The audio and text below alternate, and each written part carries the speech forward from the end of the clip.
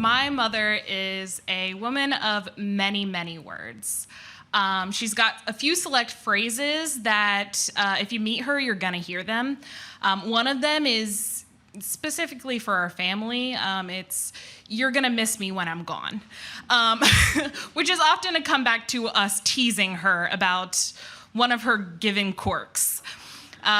One of those is, yes, she is a woman of many words, but many of those words are mispronounced as well as misused.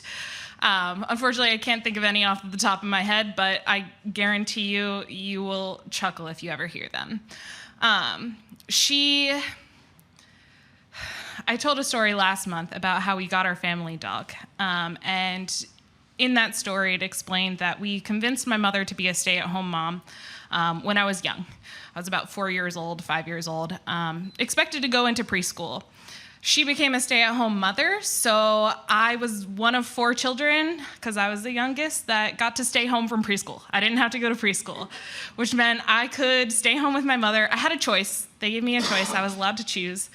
I chose to stay with my mother, which meant afternoon naps and making peanut butter and jellies together and many, many trays of cookies. So I kind of grew up in this environment where my mother is the rock of our family. Yes, my father is bringing in all kinds of support for that, but she is our backbone. She ran a business for 15 years that she built from the ground up, a cleaning business that she did not have to do, but she chose to do to support our family more. She also,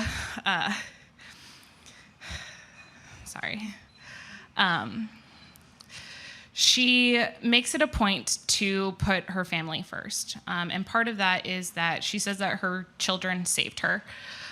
Which is partially true. My mother had a previous marriage and had 2 children and was able to escape that marriage and found my father, and then raised 4 children on next to nothing, which is incredibly impressive, which also leads to one of her other quirks, which is extreme couponing and stockpiling, which means that our basement is probably the safest place for an apocalypse. We won't be hungry for like years on end, which is fantastic because she has also given me a lot of anxiety. One of those recent anxieties is that our house is gonna fall down because there's so much stuff in it. And I'm like, well, Mom, you also stockpile a bunch of stuff. So if you wanna alleviate that, you can just stop stockpiling. But it also comes in handy because she's an incredibly giving person as well. So if we have something and she sees that someone is in need, it goes to that person with no questions asked, nothing expected in return, and she will do it anonymously if she can. Now, my mother also has an interesting relationship with her parents in that her mother is struggling with dementia and Alzheimer's. And that means that she has had to mourn the loss of her mother far before it's come. She's watched her kind of deteriorate, which they weren't very close in the first place, but regardless, it's your mother. Like, no one wants to sit there and watch that happen to a loved one, regardless of the way that they treated you. So when my mother says, "You're gonna miss me when I'm gone," what I hope she understands is that I will most definitely miss her when she is gone. I just hope it never comes a second sooner than that.